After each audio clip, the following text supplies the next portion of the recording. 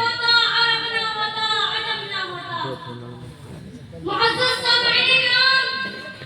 आप हज़रात में यहाँ तशरीफ लाना और ख़त्म नबूवत की बातें सुनना ये काबिल फ़ख्र की बात है और हुज़ूर सल्लल्लाहु अलैहि वसल्लम से मोहब्बत और उससे तअल्लुक़ की बात है और ये ईमान कामिल होने की भी दलील है। हज़रात आप अच्छी तरह से जानते हैं कि अल्लाह तबारक व तआला ने बेशुमार मखलूक़ात को पैदा किया, लेकिन उस मखलूक़ात में सबसे अफ़ज़ल मर्तबा हज़रत इंसान को पैदा किया और पैदा करके भी नहीं छोड़ दिया, बल्कि उसकी रुश्द हिदायत के लिए कमोबेश 1,24,000 अंबिया अलैहिस्सलातु वस्सलाम को इस दुनिया में भेजा और ये सिलसिला हज़रत आदम अलैहिस्सलातु वस्सलाम से शुरू हुआ और ख़ातमुन नबिय्यीन वल मुरसलीन सल्लल्लाहु अलैहि वसल्लम पर ख़त्म हो गया।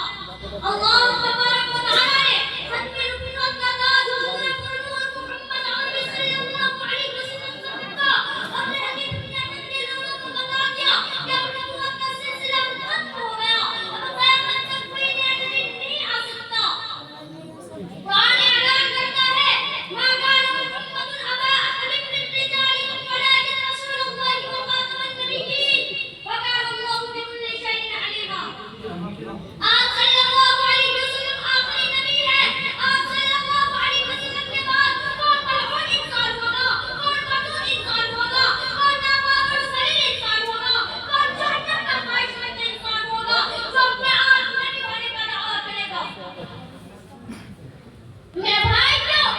ऐसे बहुत सारे नमक इंसान तुम्हें मिल जाएंगे, बहुत सारे कमीने तुम्हें मिल जाएंगे कि जिन्होंने अपने आप नबी होने का दावा किया है। अस्वद अनसी, मुसैलमा कज़्ज़ाब, अस्वद बिन कअब, तलहा बिन उबैद वगैरह वगैरह, ये सारे के सारे लोग नबूवत का दावा कर चुके हैं और हिंदुस्तान में अफ्रीकी नबी मिर्ज़ा ग़ुलाम अहमद क़ादियानी ने नबूवत का दावा किया और उस मलऊन ने हिंदुस्तान के मुसलमानों को कुफ्र इर्तिदाद के बहाने पर खड़ा कर दिया।